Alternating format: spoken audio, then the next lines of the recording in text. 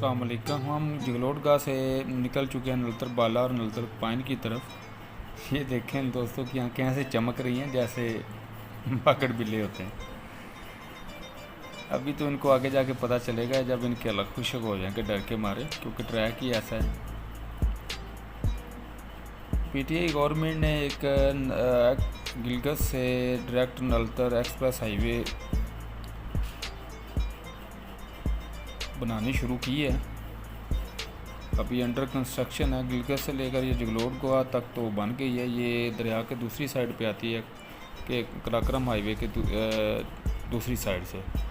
तो ये डायरेक्ट नलतर के लिए बहुत बड़ी अचीवमेंट है। अभी देखें ये बहुत प्यारी रोड बन रही है। आगे जाके देखते हैं अब ट्रैक का क्या हाल है। आज तो हम जो टाइम फ्रेम है, उम्मीद है कि मुश्किल से नलतर बाला तक ही पहुंच पाएंगे। हमने जीप भी 2 दिन के लिए हायर की है। इस भाई से हमारी बात हुई है 85 में, यानी कि 8500 में। ये हमें रात को होटल ड्रॉप करेंगे नलतर बाला में। वहाँ से सुबह हमें लेकर आगे सातरंगी जेल और फ्रोज़ा लेक की तरफ जाएंगे। रास्ता सुना है कि लैंड स्लाइडिंग की वजह से बंद है और अब ये भी हमें ट्रैकिंग ही पड़ने वाली है। बाकी खैर देखें आगे क्या होता है, अल्लाह खैर करे।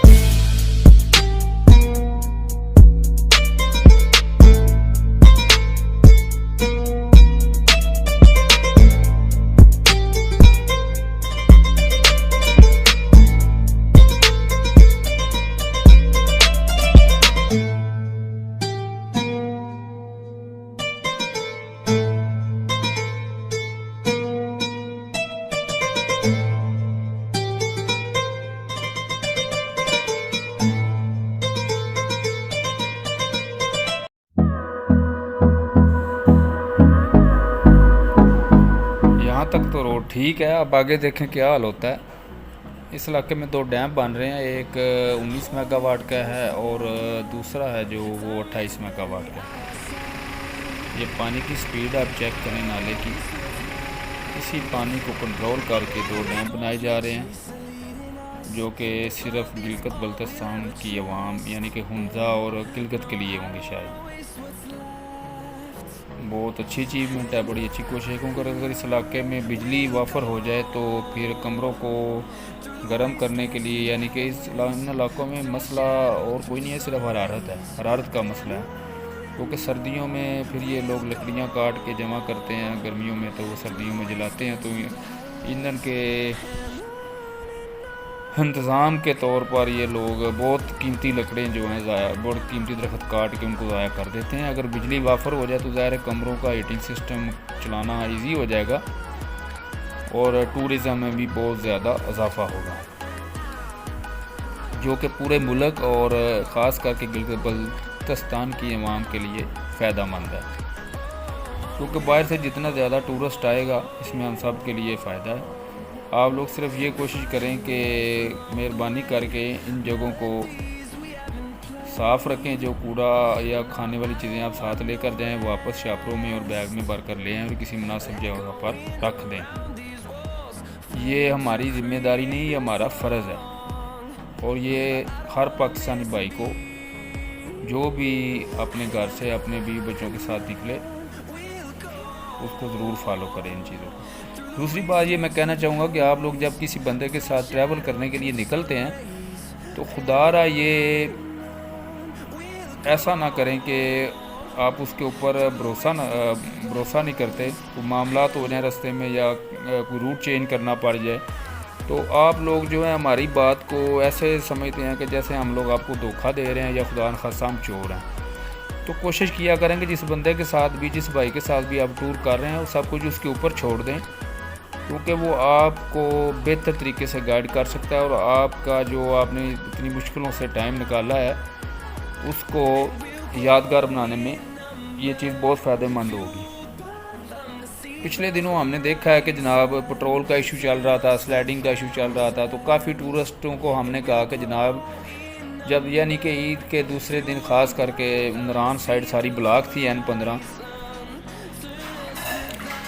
तो 50-60 हज़ार गाड़ी नरान साइड इंटर हो गई थी। ज़ाहिर ब्लॉकिंग तो वो होनी थी ना, हमारा टारगेट तो खैर देवसाई था, कहते हैं नीचे से बशाम वाली साइड से, लेकिन हर बंदा जो है ना वो बात को समझता नहीं है, आगे से लोग बहस शुरू कर देते हैं। अब मुश्किल ट्रैक शुरू हो गया, अब इन बच्चों को समझ आ जाएगी कि ये नलतर जा रहे हैं।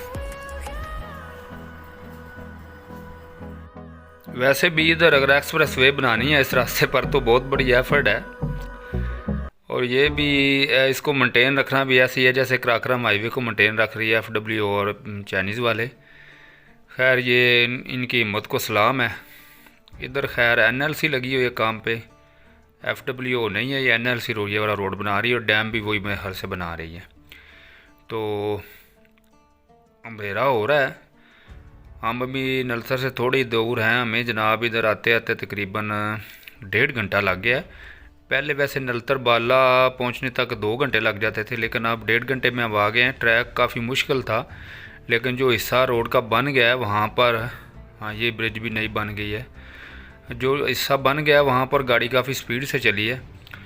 खैर हम अब नलतर बाला पहुँचने वाले हैं और वहाँ जाकर फ़ैसला करेंगे कि आगे हम जा सकते हैं कि नहीं। लेकिन मेरे ख़्याल से जो सूरत हाल है, पहले हम आगे वाली मालूमात लेंगे कि आगे रोड खुली है या नहीं, क्योंकि जीप अगर झील तक पहुँच सके तो फिर तो हम हो जाकर आ सकते हैं, लेकिन अगर जीप ना जाए ट्रैकिंग करनी पड़े।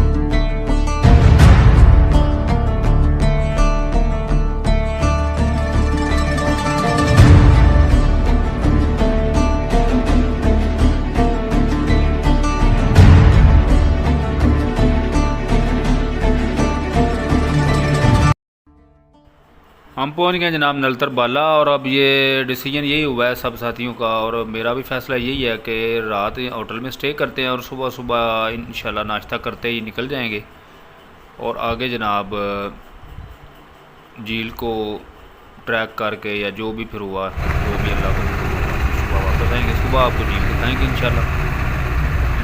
कल मुलाकात होगी। अल्लाह हाफिज़।